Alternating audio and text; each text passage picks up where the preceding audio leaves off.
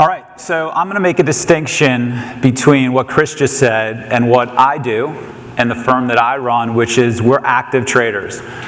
What do active elite traders do? When do elite active traders trade at their worst? Anyone want to take a guess? Ask the question again. When do elite active traders trade at their worst? When they think they know everything. Okay, good. When they trade their ideas, when they trade their opinions. And again, I'm talking about active traders. When do elite traders trade at their best? When do active elite traders trade at their best? Okay, and this is Swang. It's one of our traders at our firm, S&B Capital. This is him receiving a black shirt. You receive a black shirt when you make over $2 million in net trading profits in a year. And I'll say this from my seat in the trading community. So I run a trading firm. I run a prop trading firm. We have hired, trained, funded traders from scratch. Many have become seven-figure traders. I've started coaching select seven-figure traders outside of the firm. One of my best decisions in 2008 was taking on some people outside the firm. And so my observations are from hiring, funding, training, building traders from scratch at our firm to seven-figure traders. Coaching, mentoring traders across the world in different products, in different areas of the world, in different time zones, and recognizing what they do well.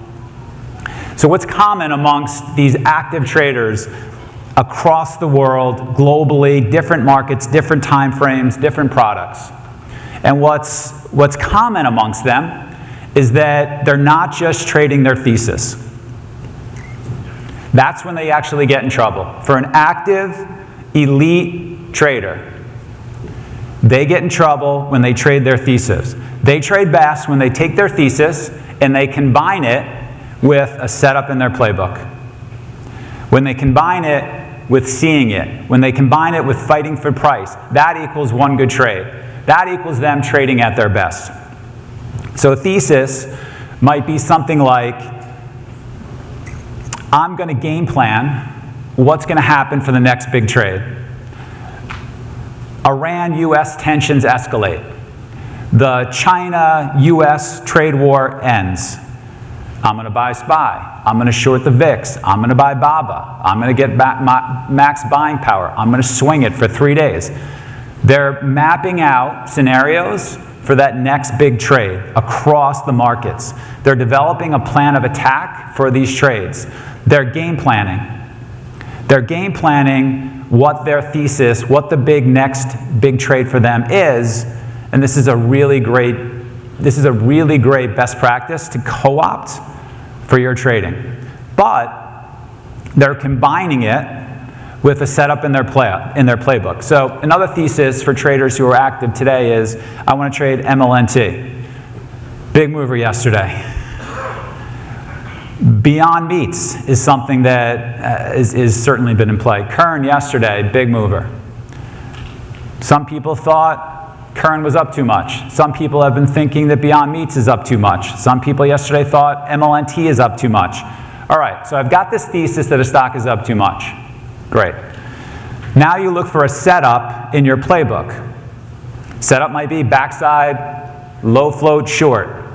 Variables would be a kill candle. Lower high technical pattern, holding below VWAP. They're specific about it. A setup in their playbook might look something like this. Kill candle, lower high, holding below VWAP. When it's holding below VWAP, now I'm putting my trade on. All right, they're seeing it. They're looking for confirmation on the tape. They're looking for confirmation on the level 2. What does that sound like? So here's what it sounds like from an elite trader from Chicago who sends me his daily report card each day. I'll get involved in this trade even at 8% and 10%. That has me licking my lips and pyramiding in heavy, and this is the key, on the turn in this type of play. When I'm shorting at plus 18%, the likelihood of it pulling in 10% is enormously high. This was the best opportunity of this kind that I have ever seen. For that reason, I went big and shorted 80,000 shares as we turned. He's got a thesis. This is up too much. He's studied it. He's got the data. He's not putting the trade on until he sees it on the level 2. He's putting 80,000 shares on only after he sees the turn. See it. What does that look like?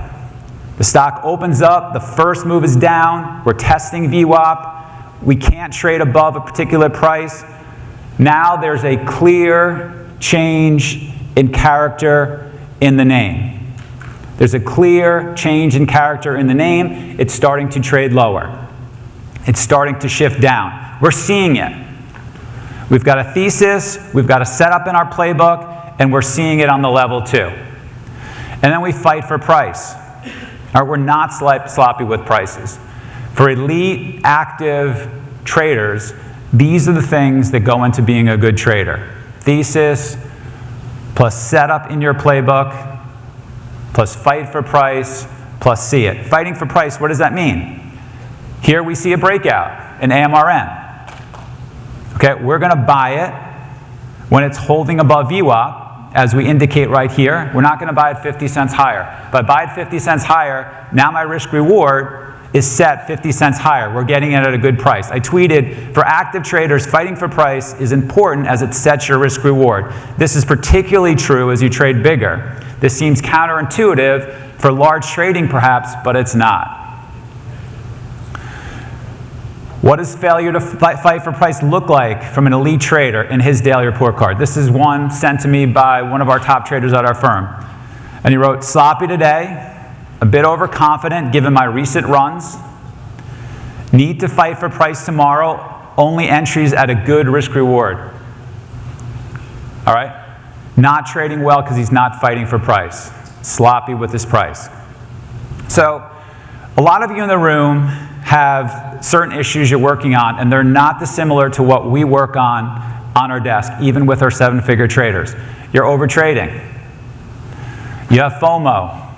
You're not big enough in your best trades. You're missing trades. I'm sure that doesn't describe anybody in this room. Okay? And so the question is, well, what do you do about it? I'll offer this challenge to you and an exercise that can really help. It's not going to solve your problem, but it's going to help you get better.